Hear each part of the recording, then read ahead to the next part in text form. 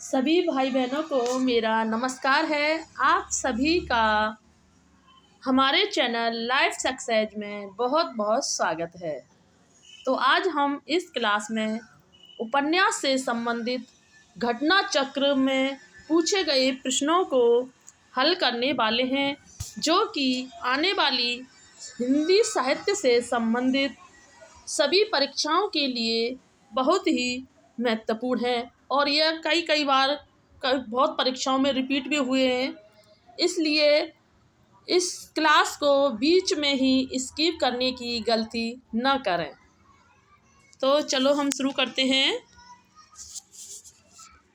कि डॉक्टर काशीनाथ सिंह द्वारा निम्नलिखित उपन्यास उपसंहार की कथा वस्तु का आधार है।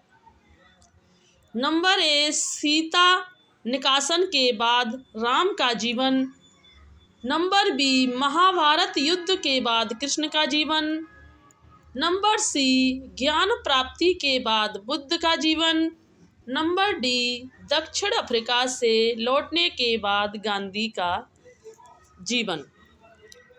तो काशीनाथ जी के द्वारा जो लिखित उपन्यास है उपसंहार की जो कथा वस्तु है वह मानी जाती है महाभारत के युद्ध के बाद कृष्ण का जीवन का वर्णन इसमें किया गया है।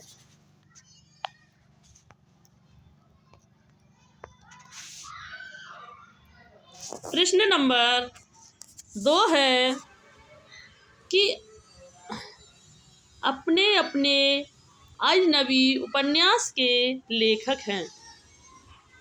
Number A, Sachchidanand Hiranand Vatsyayan Agyeya. Number B, Prabhakar Machwe. Number C, Bhagwati Charan Verma. Number D, Yashpal. तो अपने अपने अजनबी जो उपन्यास हैं उसके लेखक माने जाते हैं सच्चिदानंद हीरानंद अज्ञ। तो जो सच्चिदानंद हीरानंद जो अज्ञ हैं इनका जन्म 1911 में हुआ था। भगवती चरण वर्मा का जन्म 1903 ईस्वी में हुआ था।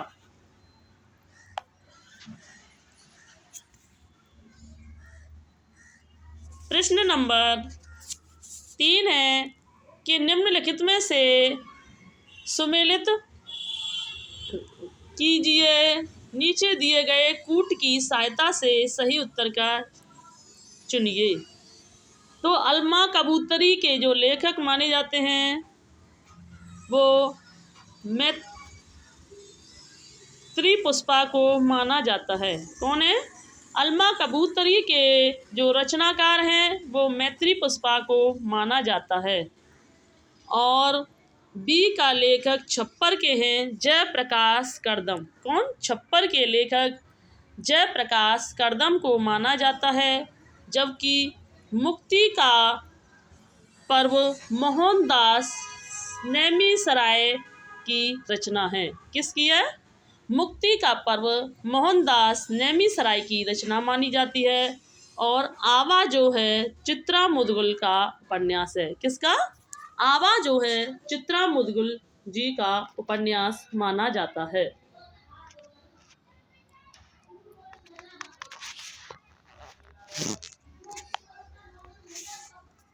प्रश्न नंबर 4 है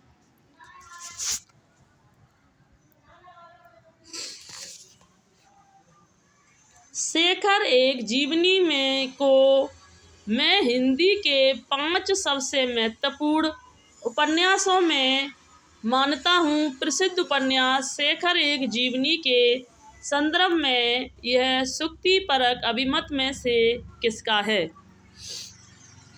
number 1, doctor Ramswaroop Chaturvedi. Number B, doctor Rai Kamal.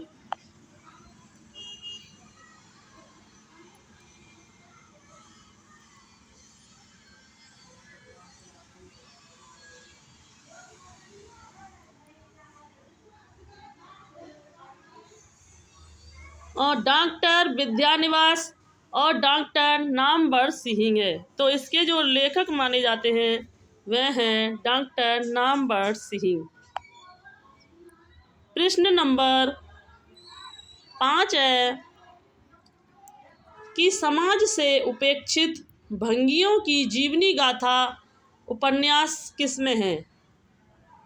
Number A जुलूस, नंबर बी नाचो बहुत गोपाल, नंबर सी मैला आंचल, नंबर डी परती परी कथा। तो समाज से उपेक्षित भंगियों की जो जीवन गाथा है वह नाचो बहुत गोपाल में है।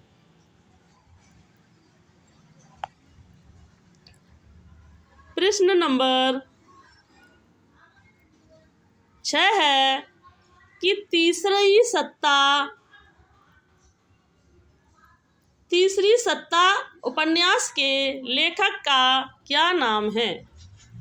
Number A Giriraj Kishore, number B Lal Shukla, number C Govind Mishra या नंबर डी निर्बल वर्मा। तो जो तीसरी सत्ता उपन्यास के जो लेखक का नाम माना जाता है वह गिरिराज किशोर को माना जाता है। इनके कुछ महत्वपूर्ण बिंदुओं को देखते हैं कि तीसरी सत्ता लोग, जुगलबंदी, ढाई घर, इंद्र सुने तथा प्रस्तावित आदि उपन्यास के लेखक गिरिराज किशोर हैं। इनकी अन्य रचनाएं निम्न हैं।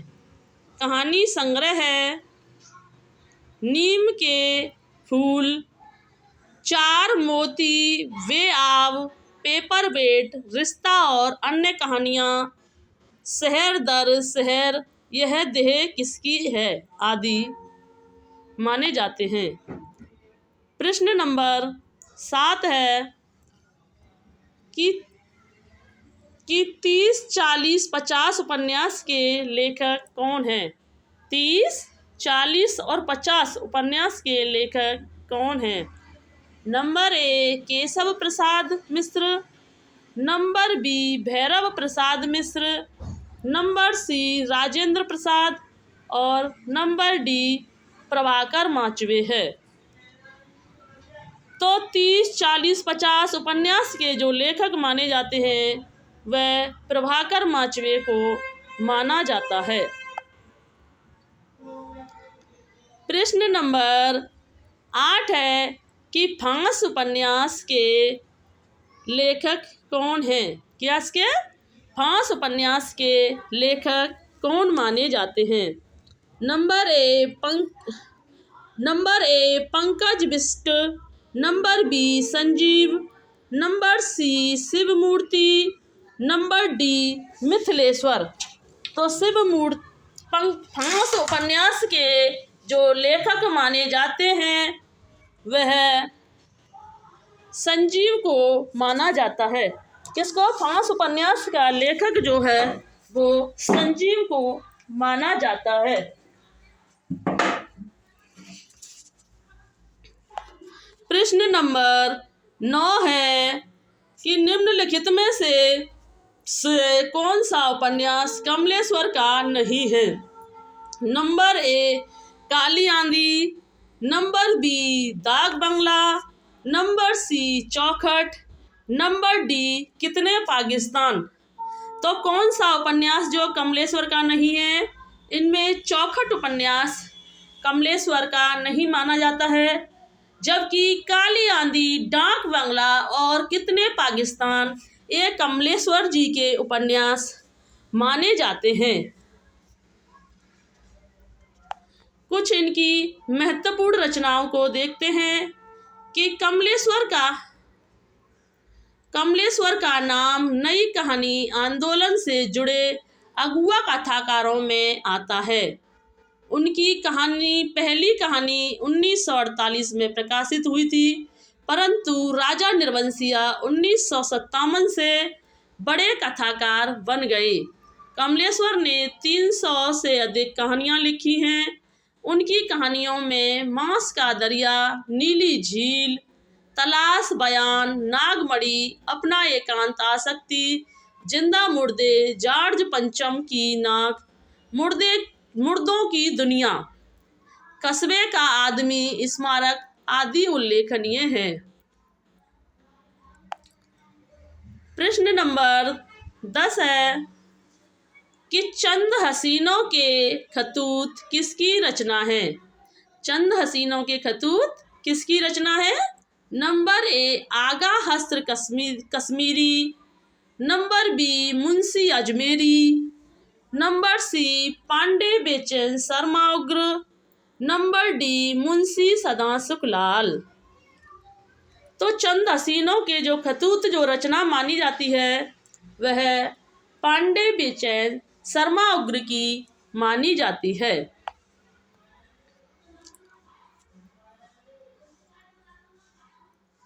प्रश्न नंबर 11 है कि किस भाषा में उपन्यास को कादम्बरी कहते हैं?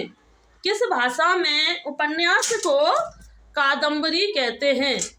Number A Sanskrit, number B Tamil, number C Gujarati, number D Marathi.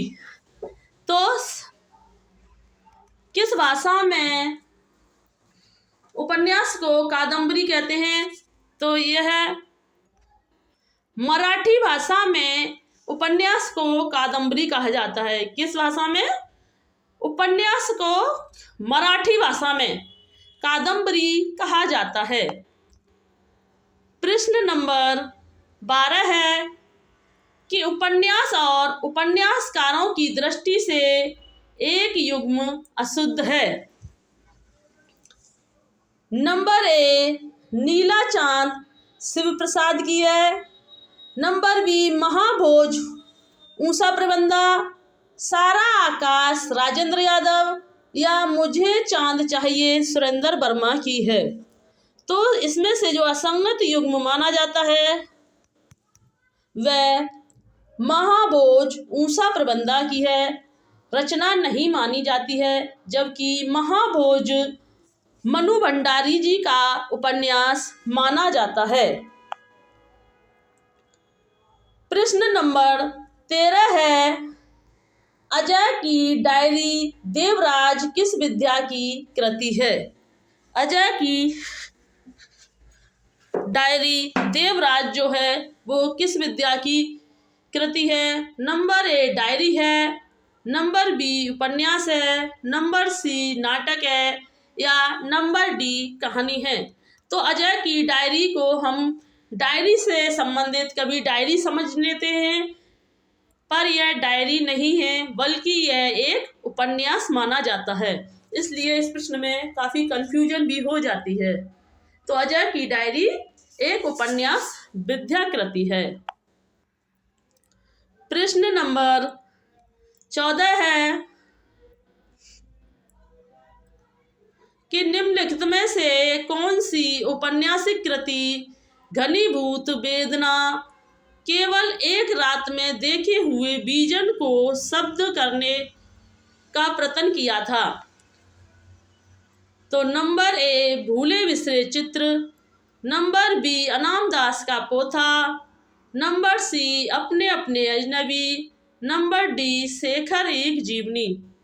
तो इनमें से जो एक रात का बीजन से किया था वह थी शेखर एक जीवनी।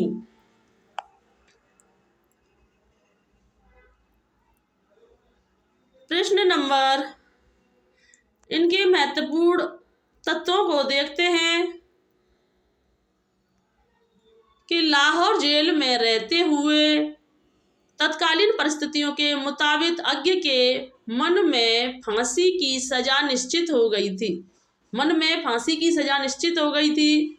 उसी रात के वक्त घनीभूत वेदना उनके भीतर उमड़ आई थी। उसी की परिणति शेखर एक जीवनी है। अज्ञ के शब्दों में घनीभूत वेदना की केवल एक रात में देखे हुए बीजन को शब्द शुद्ध करने का प्रयत्न है। अपने जीवन को संभावित अंत फांसी की छाया में उन्होंने अपने जीवन का मूल्य, अर्थ एवं सिद्धि को स्थापित करना चाहा। शेखर एक जीवनी उपन्यास 2 खंडों में विभक्त है, जिसका मुख्य पात्र शेखर है। प्रश्न नंबर 15 है कि यह पथबंधु था उपन्यास के लेखक हैं। Number A Naresh Mehta, number B Prabhakar Machwe, number C Bhairav Prasad Gupt, number D रागे राघव।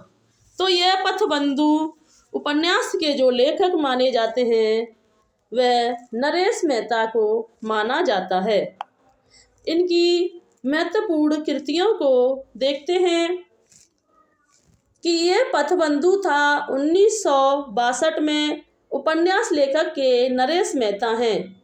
इनके अन्य उपन्यास हैं डूबते मस्तूल 1954 में, धूमकेतु एक सुरती 1962 में, 2 एकांत 1964 में, नदी यशवी है 1967 में, प्रथम फागुन 1968 में है।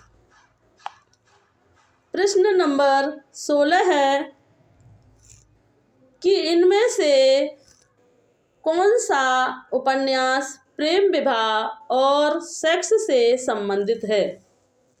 Number A Iravati, number B Titli, number C Kankal या नंबर डी इनमें से कोई नहीं है। तो इनमें से उपन्यास प्रेम विवाह और जो सेक्स से संबंधित उपन्यास माना जाता है वह है कंकाल, जो कि जयशंकर प्रसाद जी के द्वारा 1929 ईस्वी में रचित माना जाता है। इनके बारे में कुछ महत्वपूर्ण बिंदुओं को जानते हैं कि जयशंकर प्रसाद द्वारा रचित उपन्यास कंकाल प्रेम विवाह और सेक्स से संबंधित है, जिसमें समाज की त्याज्य, अवैध और अज्ञात कुलशील संतानों की कथा कही गई है। प्रश्न नंबर 17 है कि दुखम सुखम उपन्यास की लेखिका है। Number A Chitra Mudgal, number B Prabha Khaitan, number C Mamta Kalia या नंबर डी नासरा शर्मा। तो जो दुखम सुखम जो उपन्यास की जो लेखिका मानी जाती हैं वह ममता कालिया जो हैं वो दुखम सुखम की लेखिका मानी जाती हैं। प्रश्न नंबर 18 है। प्रश्न नंबर 18 है कि निम्न में से कौन सा उपन्यास एवं उपन्यासकार का युग्म सही नहीं है। नंबर ए मनु भंडारी महाभोज मनु भंडारी का, नंबर बी आवाज चित्रा मुदगल का, नंबर सी तत्सम राजी सेठ, नंबर डी मुझे सूरज चाहिए सुरेंद्र वर्मा की। तो इनमें से सही उपन्यास है जो नहीं माना जाता वह है मुझे सूरज चाहिए। यह सुरेंद्र वर्मा का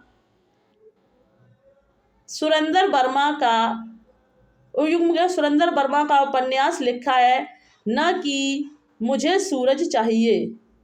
मुझे चांद सुरेंद्र वर्मा जी ने जो लिखा है मुझे चांद चाहिए लिखा है, न कि सूरज चाहिए। क्या लिखा है? मुझे चांद चाहिए न कि सूरज चाहिए। वो सुरेंद्र, इसलिए यह गलत माना जाता है।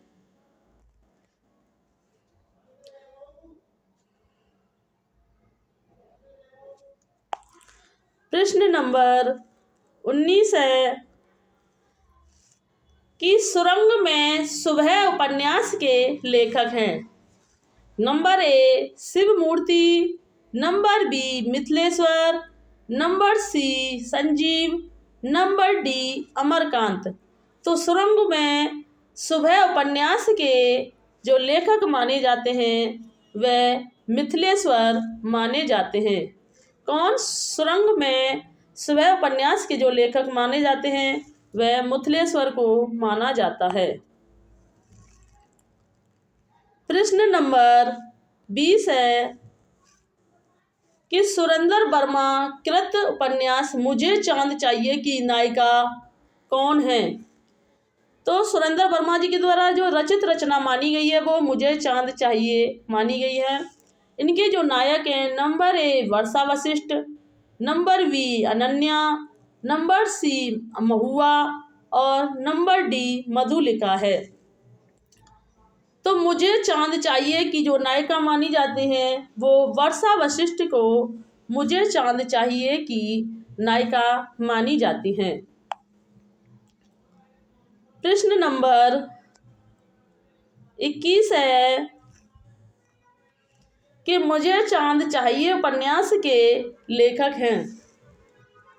Number A Raji Seth, number B Surendra Verma, number C रागे राघव, नंबर डी अरुंधति राय। तो जैसा ऊपर बताया जा चुका है कि मुझे चांद चाहिए के जो लेखक हैं वो सुरेंद्र वर्मा हैं और इसकी नायिका वर्षा वशिष्ठ है। प्रश्न नंबर 22 है कि शेष कादम्बरी उपन्यास की लेखिका है। Number A Mridula Garg, number B Usha Priyamvada, number C Mannu Bhandari, number D Alka Saraogi. तो शेष कादम्बरी जो उपन्यास की जो लेखिका मानी जाती है वो अलका सरावगी को माना जाता है। किसे? अलका सरावगी को शेष उपन्यास की माना जाता है। प्रश्न नंबर 23 है कि लालटीन की छत के लेखक हैं। Number A Bhisham Sahni, number B Usha Priyamvada, number C Nirmal Verma, number D Narendra Kohli. तो जो लालटीन के जो छत के जो लेखक माने जाते हैं वो निर्बल वर्मा को माना जाता है। इनकी महत्वपूर्ण रचना है लालटीन की छत 1974 में एक उपन्यास है जो निर्बल वर्मा द्वारा रचित है। इनकी अन्य उपन्यास है वे दिन 1964, एक चिथड़ा सुग 1979, रात का रिपोर्टर 1989 और अंतिम अड्डे 2000 ईस्वी में रचित माना जाता है। प्रश्न नंबर 24 है कि लालटीन की छत की रचना है। Number A Manu Bhandari, number B Krishna Sobti, number C Mamta Kalia, number D Nirbal Verma. तो जो लालटीन की जो छत मानी जाती है वो निर्बल वर्मा की रचना मानी जाती है। प्रश्न नंबर 25 है कि वह दिन किस गद्यात्मक विधा की रचना है। नंबर 1 संस्मरण है, नंबर बी कहानी है, नंबर सी यात्रा वृत्तांत है, नंबर डी उपन्यास है। तो वह दिन किस विधा की गद्यात्मक रचना है? तो वह दिन एक निर्बल वर्मा का उपन्यास माना जाता है। प्रश्न नंबर 26 है कि निष्कवच उपन्यास की लेखिका है। Number 1 Kshama Kaul, number B Suryabala, number C Madhu Kankaria या नंबर डी राजी सेठ। तो निष्कवच जो उपन्यास की जो लेखिका मानी जाती हैं वह राजी सेठ को निष्कवच की उपन्यास मानी जाती हैं। इनकी कुछ महत्वपूर्ण रचना है कि निष्कवच राजी सेठ का उपन्यास है। इनका अन्य उपन्यास तत्सम है। अंधे मोड़ से आगे, तीसरी हथेली, यात्रा मुक्त, दूसरे देश का काल, यह कहानी नहीं, कहानी संग्रह है। प्रश्न नंबर 27 है कि निम्नलिखित में से अमृत राय का उपन्यास है। निम्नलिखित में से अमृत राय का उपन्यास है। नंबर 1 विषाद पाठ, नंबर बी हुजूर, नंबर सी बीज, नंबर डी दुख मोचन। तो जिनमें से अमृत राय का जो उपन्यास माना जाता है वह बीज को माना जाता है। प्रश्न नंबर 28 है कि जुलूस उपन्यास के लेखक हैं कौन? जुलूस उपन्यास के लेखक हैं number A Nagarjun, number B Mohan Rakesh, number C Kamleshwar, number D Phanishwar Nath Renu. तो जुलूस उपन्यास के जो लेखक माने जाते हैं वो फणेश्वर नाथ रेणु जी को माना जाता है। उनकी महत्वपूर्ण रचनाओं को देखते हैं कि जुलूस 1965 उपन्यास फणेश्वर नाथ रेणु जी का है। जुलूस में पूर्वी बंगाल से आए शरणार्थियो54 की समस्याओं की ओर ध्यान आकर्षित किया गया है। इनके अन्य उपन्यास मैला आंचल 1954, परती परिकथा फणेश्वर नाथ रेणु 1957, दीर्घ तपा 1963, कितने चौराहे और पलटू बाबू रोड है। राम रतन राय फणेश्वर नाथ रेणु का अधूरा उपन्यास है। इसमें आंचलिकता का वह रूप नहीं रह गया जो मैला आंचल या परती परिकथा में है। प्रश्न नंबर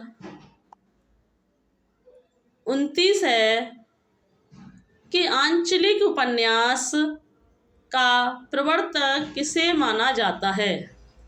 नंबर ए नागार्जुन को, नंबर बी शिव पूजन साहे को, नंबर सी फणेश्वर नाथ रेणु को, नंबर डी शिव प्रसाद मिश्र को। तो आंचलिक उपन्यास का जो प्रवर्तक है वो से किसे माना जाता है। तो आंचलिक उपन्यासों का जो प्रवर्तक माना जाता है वो फणेश्वर नाथ रेणु जी को माना जाता है। इनकी महत्वपूर्ण बिंदुओं को देखते हैं कि फणेश्वर नाथ रेणु के उपन्यास सही अर्थों में आंचलिक है। मैला आंचल परती परिकथा ग्रामीण अंचलों जितने विशद और सवाक चित्र देखने को मिलते हैं उतने ही अन्य कथाकथित आंचलिक उपन्यास नहीं है। फणेश्वर नाथ रेणु को आंचलिक उपन्यास का प्रवर्तक माना जाता है। उन्होंने पहला मैला आंचल लिखा, तत्पश्चात परती परिकथा। फणेश्वर नाथ रेणु जी के मैला आंचल के प्रकाशन के पूर्व नागार्जुन का बलचनामा 1952 में प्रकाशित हो चुका, पर इसे आंचलिक नहीं कहा गया, यद्यपि इसमें आंचलिकता का कम रंग नहीं है। प्रश्न नंबर 30 है कि हिंदी का पहला आंचलिक उपन्यास है। हिंदी का पहला आंचलिक उपन्यास है। नंबर 1 मैला आंचल, नंबर बी परती परिकथा, नंबर सी आधा गांव, नंबर डी वरुण के बेटे। तो हिंदी का जो पहला आंचलिक उपन्यास माना जाता है वो मैला आंचल को माना जाता है, जो कि फणेश्वर नाथ रेणु जी के द्वारा 1954 में रचित माना जाता है। मैला आंचल में मैरीगंज का वर्णन किया गया है। तो आज की क्लास को हम यहीं समाप्त करते हैं। अगर आपको हमारी ये क्लास अच्छी लगी हो तो इसे लाइक करें और ऐसी ही डेली प्रैक्टिस करने के लिए हमारे चैनल को सब्सक्राइब करें एंड अपने ही बहन भाइयों को जो इसकी तैयारी कर रहे हैं उन पर शेयर करें। हमारी ये डेली क्लास शाम को 7 बजे आती है। धन्यवाद।